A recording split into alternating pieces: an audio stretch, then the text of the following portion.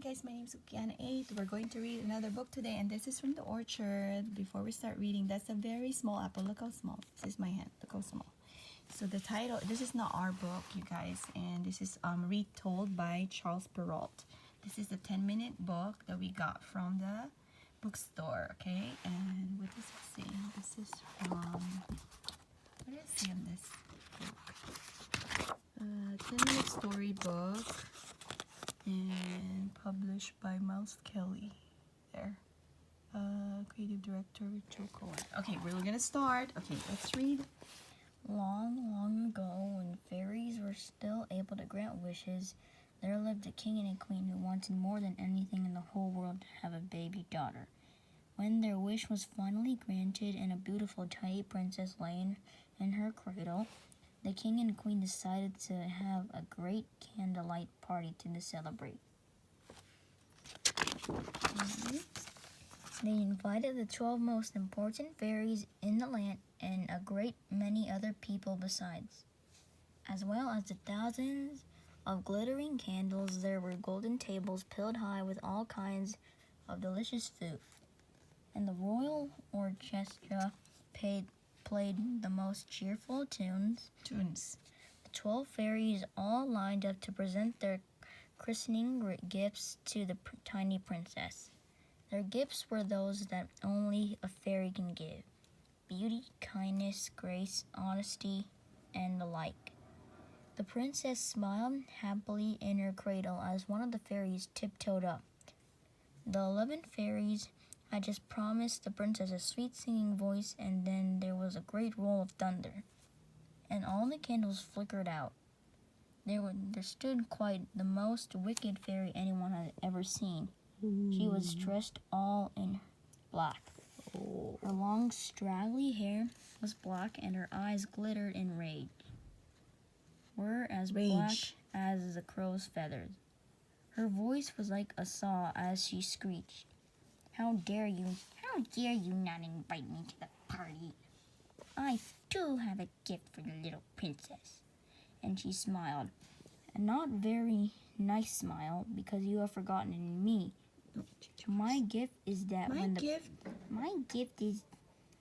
the princess is 16, she shall prick her finger on a spindle and die. And with a horrid laugh, the wicked fairy disappeared.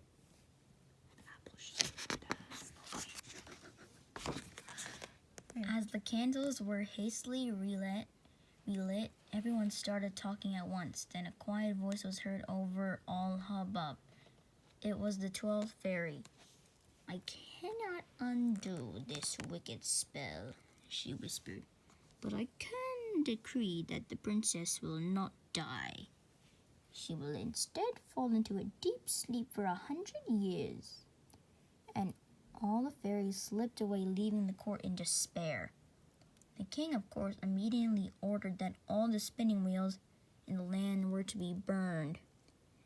After a while, everyone grew less frightened, and as the princess grew up into the most lovely girl, the wicked fairy's prediction slipped from most people's memories. They forgot. On her 16th birthday, the princess went exploring at the top of the tower. She did not remember seeing before. She found an old woman sitting at a spinning wheel. It was, of course, the wicked fairy in disguise. The princess was fascinated, and she bent forward to look at the clock. Her hand caught the sharp spindle, and she immediately fell to the ground as though was dead, with a swirl of smoke and then a nasty laugh. The wicked fairy disappeared. Everyone else in the palace fell asleep at the same moment. The king fell asleep with his ministers. The queen and her maids fell asleep in her dressing room. The cook fell asleep in the kitchen in the middle of baking a cake. The groom fell asleep as he fed the horses in the stables. And even the little linnet the princess had in a golden cage by her bedside fell asleep on its perch. A great high thorn hedge grew up, and soon the palace was completely hidden. Time stood still and all was silent. Many, many years passed. The tale of the sleeping princess spread far and wide.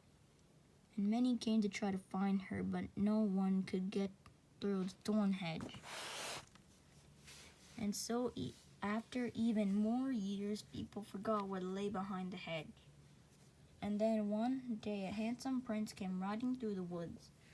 As he reached the thorn hedge, thousands of pink roses burst into bloom, and a path appeared, leading through the hedge toward the palace. It was 100 years to the day since the princess had pricked her finger.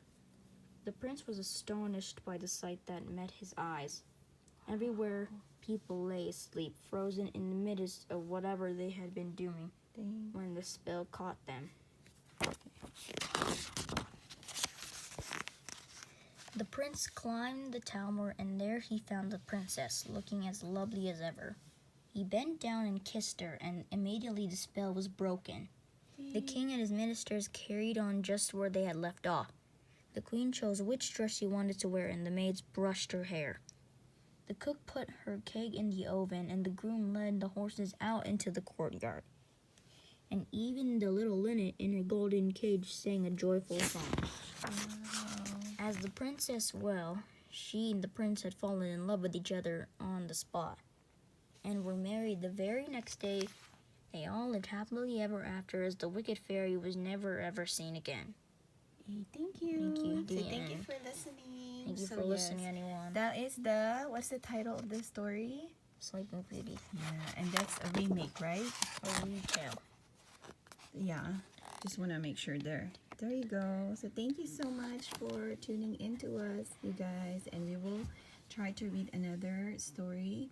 I tried to read it before, like how I saw it I saw one fairy tale. It says, long ago, when the fairies were still able to grant wishes, there lived a king and queen. So okay, I will talk to you guys again. Tuning out.